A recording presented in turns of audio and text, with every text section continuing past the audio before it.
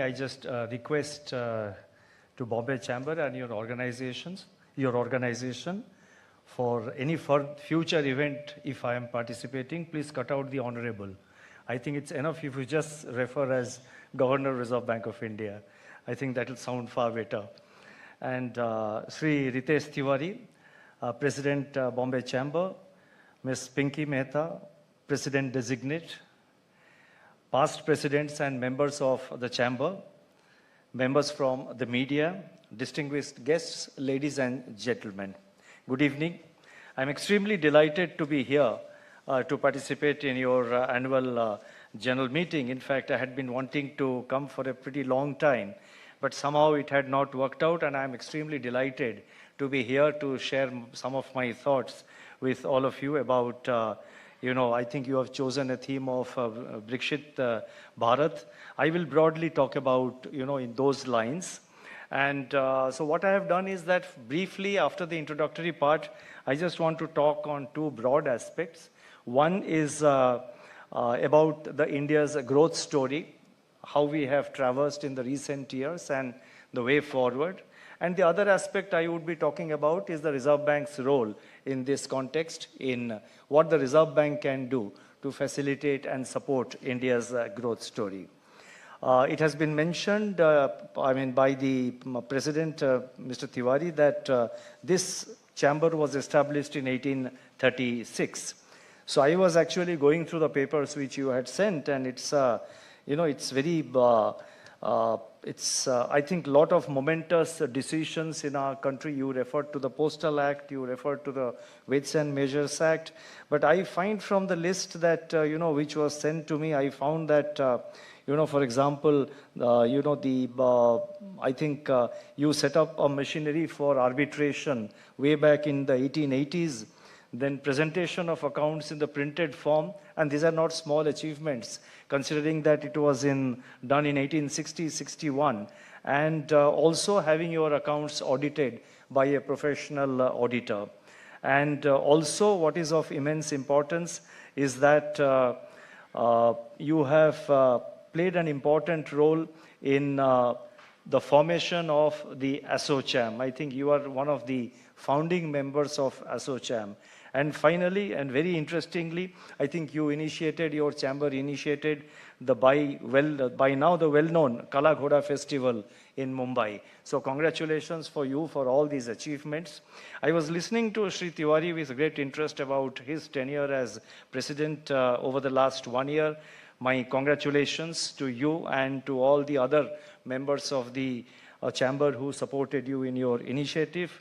I was also extremely delighted to hear the thought process and the outlook which the incoming President, Ms. Pinky Mehta, has also presented today. And I'm sure you have a year ahead of you full of several activities. It has been for the chamber a phenomenal journey, and all my best wishes to the chamber to even achieve greater heights in the months and years to come. Now, a word about the Reserve Bank before I move to the topic. The Reserve Bank, what distinguishes the Reserve Bank from other central banks? Many other central banks, I would not say Reserve Bank is unique in a way, but it is unique with a few other banks which can be put in that category. The Reserve Bank is a full-service central bank. The range of responsibilities of the Reserve Bank are much wider than most of the other central banks. There are many central banks which are only out-and-out monetary authorities. There are other central banks which are monetary authorities plus the banking sector regulator, but they don't have the power to supervise the banking sector or the financial sector. The Reserve Bank is the regulator. Reserve Bank is the monetary authority of the country. The Reserve Bank is the regulator and supervisor for the financial sector, consisting of the banks and the non-bank finance companies and a host of other financial sector or subsectors, like call it the ARCs, call it the the other kinds of entities that we have in the financial sector, the asset reconstruction companies or the microfinance institutions or the digital lenders. The Reserve Bank is also the regulator for the payment systems in the country, and the overall financial stability of the country is the responsibility of the Reserve Bank.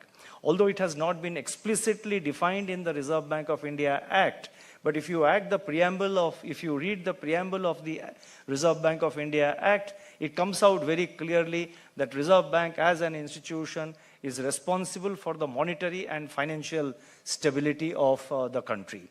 And the reason why Reserve Bank has been entrusted with these multiple roles is that there is a lot of complementarity between each of these roles. And if you have one of these roles without a few other roles, then that complementarity gets lost and the effectiveness of Reserve Bank also would get lost. For example, Reserve Bank is the banking sector regulator. It's also the banking sector supervisor. The regulatory function of Reserve Bank expects us to form regulations for the banking sector. The supervisory functions of the Reserve Bank entrusts upon it the responsibility to supervise the working of the financial sector entities, namely the banks and the NBFCs. In the supervision side, if we find any deficiencies or if we find something is happening in that side, immediately the regulatory side can take care of that. So there is a lot of interconnectedness between regulation and supervision. And the power to resolve, so in the event of, let us say, a crisis or a severe stress in a banking institution, as it happened in the recent years in a couple of banks, the Reserve Bank is entrusted with the responsibility of finding resolutions or finding solutions for that stressed bank. Under a particular provision of the Reserve Bank of India Act, the Reserve Bank can restructure, amalgamate compulsorily or with willing participants. The Reserve Bank can find a resolution process for a bank under stress. And the powers vested with the Reserve Bank under the Act are very comprehensive. Of course, for this kind of a resolution, we do need the approval of the central government. But it's the Reserve Bank which prepares a scheme for amalgamation or a scheme for resolution or a scheme for revival, whatever you call it. So therefore, the Reserve Bank is very much intricately associated with the growth responsibilities which is vested in various authorities in the country. Now, talking about India's growth story, I would like to say that India is at the threshold of a major structural shift in its growth trajectory. I repeat this sentence again because I have constructed this sentence very thoughtfully, very carefully, and I mean each and every word of it. I repeat, India is at the threshold of a major structural shift in its growth trajectory, moving towards 8% GDP growth in a sustained manner. We are moving towards annual growth rate of 8%. If you look at the average growth that India recorded over the last 3 years, the average comes to 8.3%. And the current year, we have, from the Reserve Bank side, we have given a projection of 7.2% growth for the current year. The Indian economy in the last financial year 23-24 contributed to 18.5% of global growth. That is 18.5% of global growth was driven by India's growth. It's no mean achievement. It was much lower 7 or 8 years ago. And I think the IMF projects this growth rate to go up. And you are aware that it's the fifth largest economy, poised to become the third largest economy. And all that is already in the public domain. Now, the main drivers for this kind of growth in the last 3 years, particularly when I talked about this average growth of 8.3%, and in the current year, the main drivers are now, why I am saying there is a structural shift, is that there have been multiple drivers of this growth that we have achieved and the growth expectation that I am placing before you. It's driven by the various structural reforms which have been undertaken and several other policy initiatives that have been undertaken in the country. Among the structural reforms, at the forefront, I would like to mention the Goods and Services Tax, the GST, about which a mention was made. Now, the advantages of GST was known all along. It will avoid tax on tax, the cascading effect. All of you are associated with various types of business. You understand taxation. You understand how business operates far better than somebody like I would do. So therefore, the GST had certain advantages of avoiding multiplicity of taxes or tax on tax on the various transactions, the various purchase and sales transactions. GST, I think, has been one of India's, independent India's biggest structural reform since 1947. When GST was introduced in 2017, it was expected that once the system stabilizes, and I'm happy to mention and happy to see that in India, the GST has stabilized much faster than many other countries. You have countries which introduced GST but withdrew it within a couple of years. You had countries which took almost 8 to 10 years for the GST to settle down. But in India now, GST has settled down, and that is reflected in the fact that the tax collections on the, in the goods and services tax, there was a time 3 years ago when 1 lakh crore collection per month became a big story. Then it reached 1,20,000 crores. Then it became, I'm talking about per month. Then it reached, so today per month, the collections have already touched, I think in a particular month, it touched 1.7 lakh crore or so. And it is in the range of 1.5 lakh crores to 1.7 lakh crores. Now that is the successful, that is the success of GST. Business has become much more convenient, and business, the costing of, the pricing and the costing of business has become much more efficient and competitive. Together with that, I would like to classify in that category the introduction of the Insolvency and Bankruptcy Code, and I would also like to classify with that the flexible inflation targeting that was put in place in 2016. I was fortunate, and I consider myself really fortunate. I happened to be in the finance ministry during that period, and I was very closely associated with the initiatives of the goods and services, introduction of the GST, the enactment of the IBC, the Insolvency and Bankruptcy Code, and the introduction of the flexible, inflation targeting framework by way of an amendment to the Reserve Bank of India Act. Flexible inflation targeting framework is very important because a stable inflation is at the core of long-term sustainable growth. So I leave it at that. I'm not going into further details on that.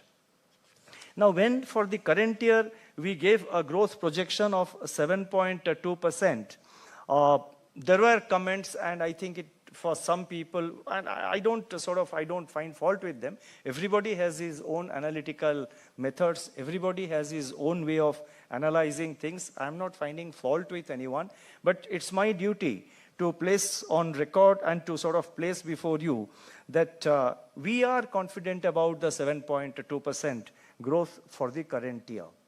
Of course, in any projection, in any forecast, there would be always risks to the upside and risks to the downside. The downside risks are obviously weather-related events, geopolitical conflicts, frequent geopolitical conflicts, fragmentation in global trade, fragmentation in capital flows. Then you have other challenges like the possibility of heightened financial sector volatility. So therefore, there are lots of downside risks. At the same time, there are also upside risks. What is for real today is that global growth is improving, but at a slower pace. But nonetheless, there is growth. The IMF has projected global growth to increase by 3.2% in the current year and also 3.2% in the next financial year. Of course, this is lower than the historical average, the trend of global growth, or the historical average of global growth over, between the period 2000 to 2019, when it was about 3.9% or so. But nonetheless, with 3.2% global growth, if there are upsides to growth in the larger economies, and if There are less of geopolitical tensions. So there are lots of upside risks and downside risks to any forecast. But after weighing all these upside and downside risks, we are pretty confident at the moment about achieving 7.2% growth. And I say it on the basis of a few reasons, on the basis of few factors. One is that currently we witness the growth momentum is very strong. This is something which is missed out by many people. In the last financial year, the fourth quarter growth momentum, that is month on month, from month to month, in the last quarter of the last financial year, that is from January to March this year, the growth momentum was very strong. And in the first quarter of this financial year, that is from April till now, almost we are at the end of June, the momentum continues to be strong. And there is absolutely no reason, I find no reason why the momentum should slow down. In fact, our analysis shows that the momentum could even be higher. And the monthly bulletin, our researchers have, every month they come out with a monthly bulletin. In fact, the nowcasting team projects a slightly higher growth for the first quarter compared to our projection, that is the Monetary Policy Committee and the Reserve Bank's projection of 7.3% in the first quarter. The nowcasting team projects it at a slightly higher, about I think 7.4 or something like that. But anyway, without getting bogged down in too much in numbers, what I'm saying is that the growth momentum continues to be strong. Again, rural consumption, which was lagging behind for a long time, has picked up. The sales of FMCG goods in the FMCG sales volumes have increased in the rural sector. The monsoon is looking good. NREGA demand is less, which means that there is more work available in the rural sector. The monsoon is good. I mean to say that the forecast of the monsoon is good. There is a bit of a lull in the last couple of weeks or so, but the IMD expects the monsoon to pick up. The external demand is also picking up. All international agencies, whether it is the IMF or the WTO or the OECD, all international agencies expect global trade volumes to be higher in the current year than last year. Last year, global trade volume grew. According to one projection, there was a slight decline, but according to most projections, the growth was only marginal. This year, all the international agencies expect global growth the growth in world trade volume to be 2.7 to 3% in that range. Now, a 2.7 or 3% increase in global trade volumes is a huge growth, because we are talking about the entire global trade. So that should create additional, that should create better external demand for our goods and service, for our manufacturing as well as for our services sector. Talking about services, the services sector is doing extremely well. Our services exports remain very strong. They were very strong last year. The momentum continues even this year. On the supply side, manufacturing has also improved, as reflected in the various, the IIP numbers or the PMI numbers. The flash figures also have come out 2 days ago. The flash figures of Purchasing Manager Index, they also are marginally higher than the previous month. And the private sector capex is now picking up. There is clear evidence of private sector capex now picking up. Government capital expenditure has sustained the growth story over the last 3 years in the post-COVID period. Now the private sector investment is picking up in specific sectors, for example, in cement, steel, all the sectors, most of the sectors associated with infrastructure are seeing that growth. Now, to sum up what India has been experiencing and what India needs in the future is a growth that is driven by multiple sectors. India's growth story has been and will be a multi-sectoral growth, and our approach to growth in India has to be a multi-sectoral approach. A country of 140 crores, a country which is now the 5th largest economy, aspiring to become the 3rd largest economy, a country which has aspirations of becoming an advanced economy when we reach 100 years since our independence. A large country like this cannot depend on a single sector, whether manufacturing or services or export-led growth or whatever. It has to be a multiple sector driven growth story for India. Domestic demand, domestic manufacturing has been our mainstay. Services sector has been picking up in the recent years. And in agriculture sector, its share has been coming down. But agriculture sector, a lot of achievements have been done. But I think there is still a lot of work to be done in the agricultural sector, especially with regard to improvement of the supply chains and the value chain framework. But I think overall, the agriculture in India has become, in the recent years, much more climate resilient than what it was, let's say, about 10 or 20 years ago. So therefore, India, often I hear discussion whether India should be a service sector growth or manufacturing sector growth. Now, I'm not joining issue with all that debate which goes on. What I'm saying is a large economy like India, the growth story has to be sustained by multiple sectors. Now, in this kind of scenario, what is the Reserve Bank's role and what the role the Reserve Bank, being the central bank, is expected to play and what role the Reserve Bank has been playing? Now, as you know, and it was mentioned, thank you for mentioning it, I think the Reserve Bank has enabled the country's financial sector. We have facilitated the country's financial sector to navigate through the multiple crises which we saw in the last 4 years. Starting with COVID, the commencement of the Ukraine war, the financial sector volatility, the oil prices, the crude oil and the commodity prices, volatility, ups and downs, and the synchronized monetary policy tightening by the central banks across the world. So the international economic, the global economy has gone through multiple crises over the last few years.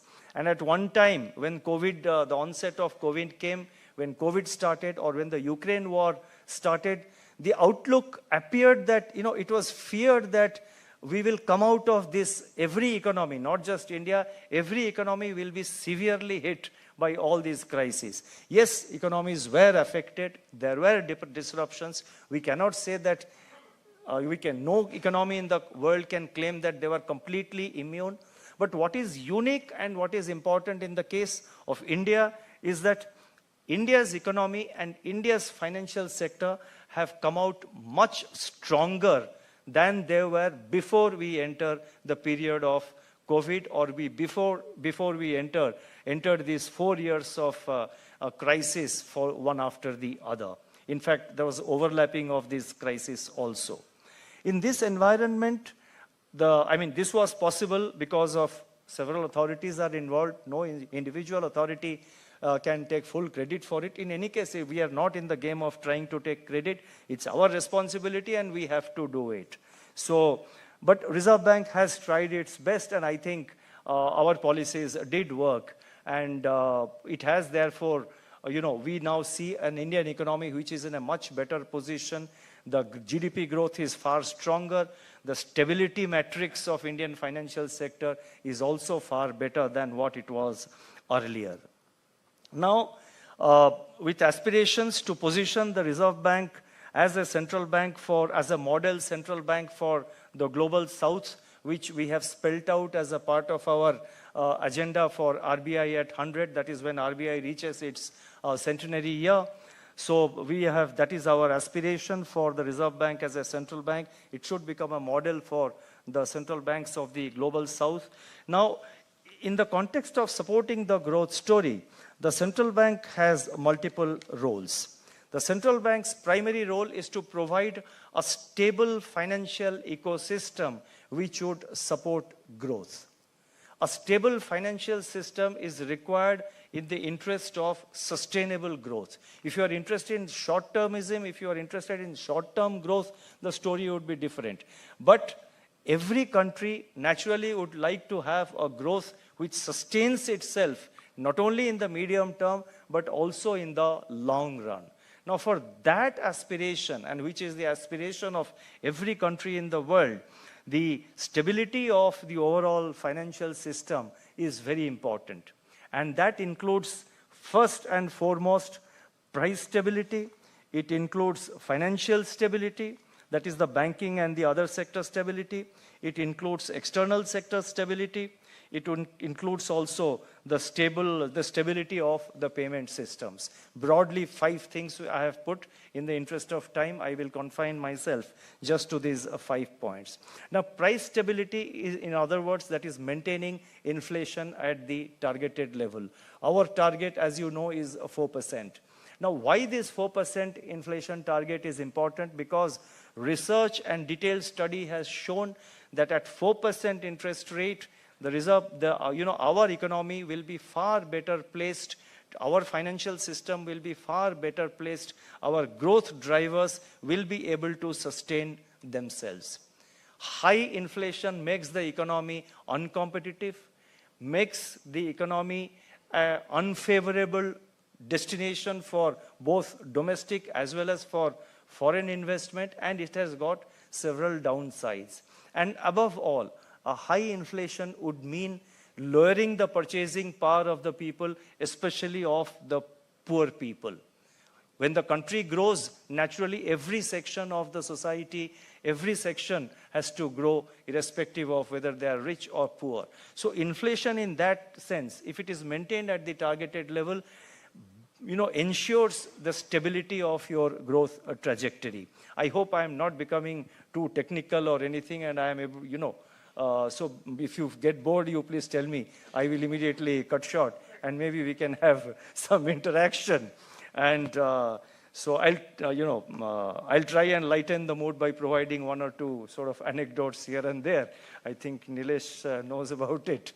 So I'll try and sort of bring in some, anyway. So I'll leave it for a little later stage. So therefore, inflation is at the maintaining the, ensuring price stability, that is inflation at the target level, is very, very essential.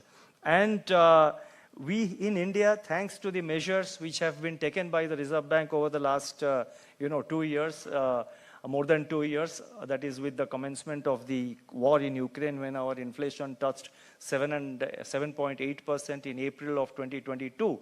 Now the latest number we have is for May this year, when it has come down to 4.7%. So that means inflation has come down by about 3.1%, by 310 basis points. It has come down primarily due to the monetary policy action taken by the Reserve Bank, and of course, the number of supply-side measures which the government has initiated. So a mix of both the factors have played their role.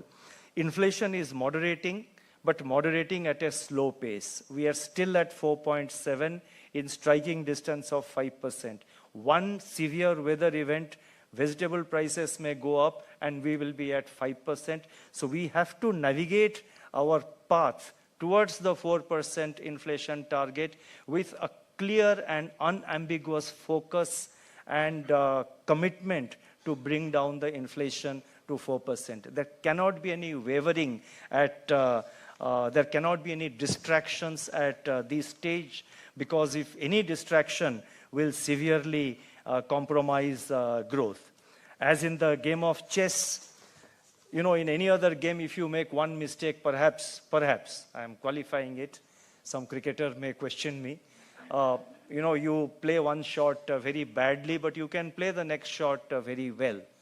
One shot you were about to be caught, but you were not caught. The next shot you can go for a 6. We saw it yesterday in the cricket, it did happen.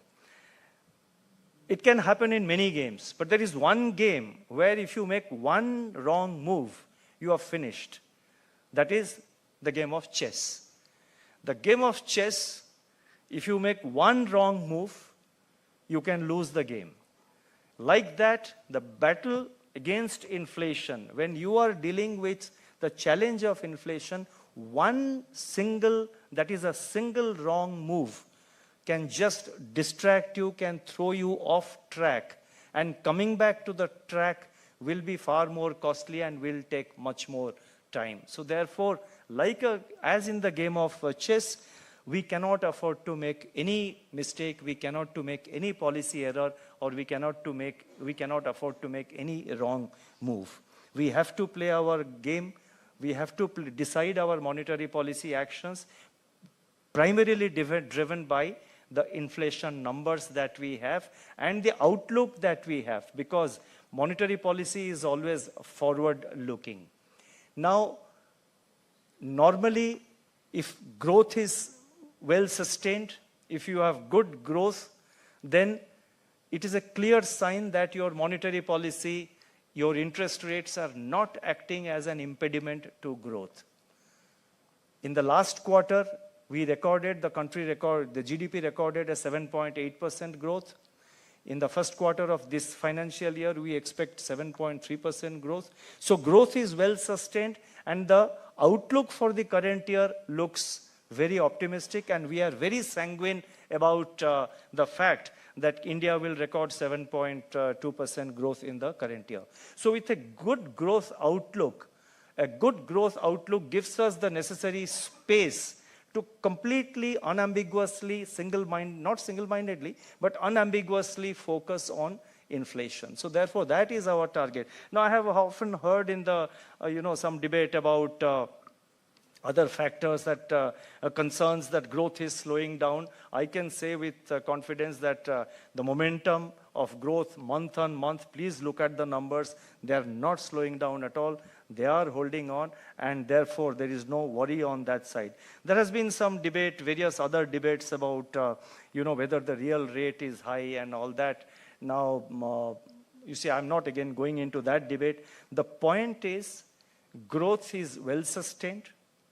Outlook is for 7.2% growth. Inflation is at 4.7%, with a lot of downside risks, with upside risks in the sense that if we have a very good monsoon and if certain things play out, then we can even have a faster, we can attain the target much faster. But at the moment, considering the mix of factors, I do not draw comfort that inflation is going to reach 4% just tomorrow or day after. It will take a few more months.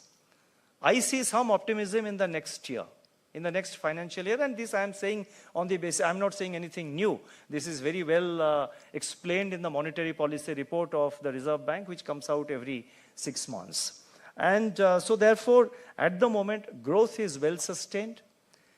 Inflation is moderating, but we still have a distance to cover. So therefore, we have to be very patient, we have to be very careful, and we have to sort of navigate in a very careful manner, not committing any mistakes. We are sanguine about our growth. We are also sanguine about our disinflation process of achieving 4% target down the road. We have given our projections, but still at the end of the current year, our average inflation in the last quarter, that is January to March, is likely to be in the order of about 4.6%. Again, in the striking distance of 5%. One single weather event of severe nature, we will be touching 5%. So therefore, we are completely focused on, as a central bank, we focus on price stability, we focus on controlling inflation because it is in the interest of long-term growth. The second aspect is maintaining financial stability. The stability of the banking sector, the stability of the NBFC sector, and the overall, overall stability of the financial system. Today, the banks and the NBFCs are perhaps, the health of the banks and NBFCs are perhaps at their best in a long time. The non-performing assets, the gross non-performing assets ratio has come down. They're at about 3% or a little less than, banks it is less than 3%. NBFCs are around that. The capital adequacy, whether profitability, from all parameters, the banking sector and the NBFC sector continues to be very healthy. The external sector in India is also very stable. By external sector, yesterday we released the current account deficit numbers for India, and the current account deficit for the financial year 23-24 is 0.7%. Gone are the days when current account deficit was almost close to double digits. Last year, our current account deficit, last year meaning 22-23, it was about 2.1%, if I remember correctly. 2.1%, it has come down to 0.7%. Of course, I mean, in an academic discussion, somebody can argue that a current account surplus may not necessarily be, good, because a current account, if you should not, I mean, having a current account deficit, let me put it this way, having a current account deficit is not all that bad, because you are taking capital from outside, whereas the current account surplus means you are exporting capital outside and you are not able to absorb it within country. So a moderate level of current account deficit always would be better, and that is because it doesn't reflect, it doesn't show that it's a situation where you're not exporting capital, but you are getting capital from outside. So the financial sector remains stable. The external sector, with a current account deficit of 0.7%, is very stable. The outlook for the current year is also one of stability. The foreign exchange reserves have now crossed 650 billion US dollars, and there was a time when, during the taper tantrum of 2013, there was severe stress felt by India, when there was a lot of outflow of dollars, and there was severe stress on our financial sector. But today, I think all the investors into India have full confidence that with such huge reserves, India will be able to meet its external sector obligations. So no wonder that after, the advanced country central banks, that is, the US or the Euro, the ECB, or the other advanced country central banks, when they increase their interest rates, in a normal situation, earlier there would have been greater flight of capital. Yes, there was some amount of flight of capital, but we were in a much better position than earlier, because our forex reserves were very high. And it is a matter of I have stated it time and again, it's a stated policy of the Reserve Bank that we would like to build up adequate reserves. We are at, I think the last print was about 653 billion US dollars or so. So it is $650 billion plus, and that, I think, gives a lot of stability to our system. And finally, the stable payment system, much has been spoken about, is UPI. CBDC is again a game changer. I think the future of money is CBDC, and I think on that CBDC also we have done a lot of work. Now I will not go into detail part of it. Why CBDC is important is that, it's not in competition with UPI. CBDC and UPI will coexist. In fact, we have made both UPI and CBDC, which is now, of course, in a trial mode. The central bank digital currency is on a trial mode now. We are running a pilot project. We have made it interoperable because the same QR code, you can make UPI payments, you can make CBDC payments, you can use a sort of CBDC to transfer money into somebody's account through his UPI. I mean, it's all interoperable in multiplicity of ways. And we have started introducing new features into CBDC, that is having programmability. That means you can program when you give CBDC. Let's say if government is giving scholarships to students, it can be given in CBDC, and it can be only programmed in a manner that it can be used if that is the policy to pay fees in a college, or if you are giving some subsidy, for a particular, let's say if you give fertilizer subsidy in CBDCs, you can program it in a manner that the CBDC can be encashed only in a recognized fertilizer depot. So CBDC has got a lot of other applications. It can facilitate smart contracts in the payment system also. So overall, therefore, as a central bank, we have issued our agenda for RBI at 100. We as a central bank remain fully committed to supporting India's growth story. And in modern times, today, technology has become very important. We are also at the forefront of adoption of technology, adoption of innovation.